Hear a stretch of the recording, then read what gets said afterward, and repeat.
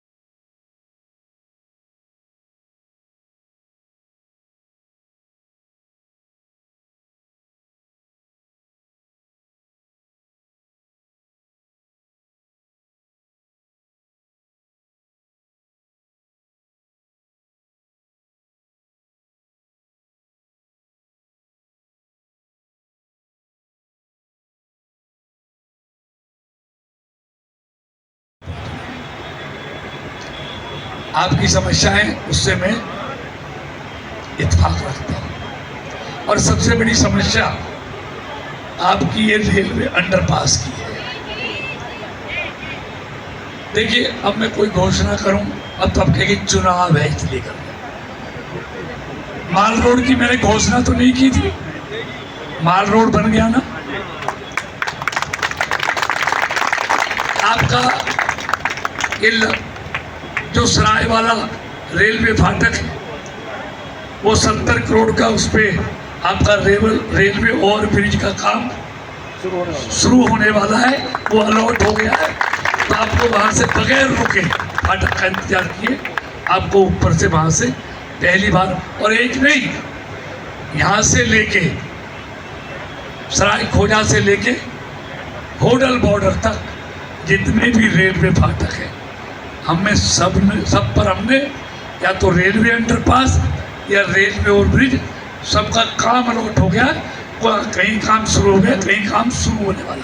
एक भी रेलवे फाटक इस लोकसभा में नहीं है। अब मैं आज ये कहने नहीं आया कि फरीदाबाद को हमने 4-4 हाईवे दिए, 4-4 हाईवे। हमने फरीदाबाद के लिए बहुत काम किया है, रेलवे स्टेशन से लेके पासपोर्ट ऑफिस, यूनिवर्सिटी, सब किया है। लेकिन ग्रीनफील्ड की, क्योंकि ये बीजेपी के लिए अमेठी है ग्रीनफील्ड, इसलिए मैं ज़्यादा नहीं कहते, मैं आपको विश्वास दिला कि इसका आपका रेलवे अंडरपास का परमानेंट, जैसे मेवला का 46 का अंडरपास है, ऐसा सॉल्यूशन करना आपको चिंता करने की जरूरत है। वो भी तो नहीं बना।